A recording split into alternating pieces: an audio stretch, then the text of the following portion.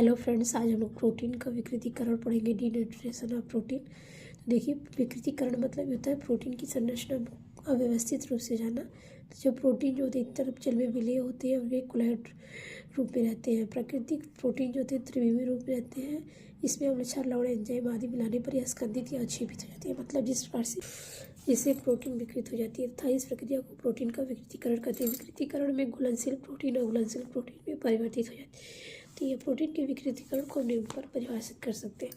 वह प्रक्रिया जिसमें भौतिक गुणों के कारण जैविक गुणों में भी परिवर्तन हो जाता है उस प्रोटीन का विकृतीकरण कहते हैं। अब यह विकृतीकरण की परिभाषाएं हम समझते हैं।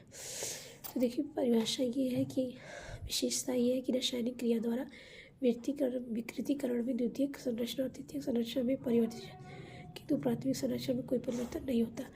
प्रोटीन के विकृतीकरण में प्रोटीन की त्रिविमीय संरचना समाप्त हो जाती है। प्रोटीन के विकृतीकरण द्वारा उनके भौतिक गुण, रासायनिक घनत्व, विलयशीलता आदि गुणों में परिवर्तन हो जाता है। प्रोटीन के विकृतीकरण में उसकी जैविक सक्रियता नष्ट हो जाती है।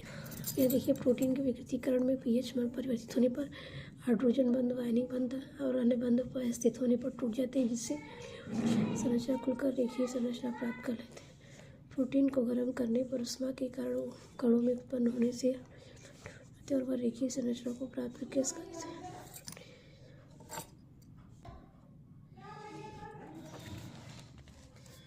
यहाँ पे देखिए, प्रोटीन के विकृतीकरण में पीएच मान परिवर्तित होने पर हाइड्रोजन बंध और अन्य बंध अव्यवस्थित होने पर टूट जाते हैं, जिससे इनकी कोटलीय संरचना खुलकर रेखीय संरचना को प्राप्त करता है। और जब हम प्रोटीन को गर्म करते हैं तो ऊष्मा के कारण जो कण उनके होते हैं वो कंपन होने से उसमें हाइड्रोजन बॉन्ड टूट जाता है और वह रेखीय संरचना को प्राप्त करके स्कंदित, मतलब एक तरह से आप मतलब इकट्ठा, एक तरह से यहाँ से देखिए इकट्ठा हो जाता है। प्रोटीन के विकृतीकरण द्वारा एंट्रोपी बढ़ती है।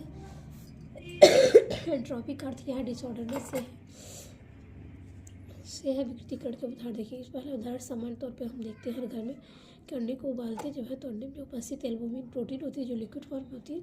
इसकी विलयशीलता जो कणिकामय संरचना होती है और विलय रेशेदार संरचना के रूप में परिवर्तित हो जाती है और इसमें इसकी कुंडली संरचना खुल जाती है और जिससे इसकी एंट्रोपी बढ़ जाती है और यह अनुत्क्रमणीय विकृतीकरण का उदाहरण होता है। यह दूसरा एग्जाम्पल देखिए, जैसे दूध में लैक्टिक अम्ल जब मिलाते हैं तो उसकी विलयशील कणिकामय संरचना घुलनशील रेशेदार संरचना में परिवर्तित हो जाती है, जिससे दही बनती है और यह अनुत्क्रमणीय विकृतीकरण का।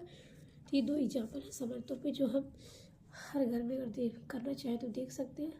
तो ये विकृतीकरण के आपको एग्जाम्पल मिले। तो इस प्रकार से हमने विकृतीकरण के बारे में बताया किया। तो आज यहीं तक। और आपको हमारा पढ़ाई समझ में आता है तो हमारे चैनल को ज़्यादा लाइक शेयर करिए। धन्यवाद।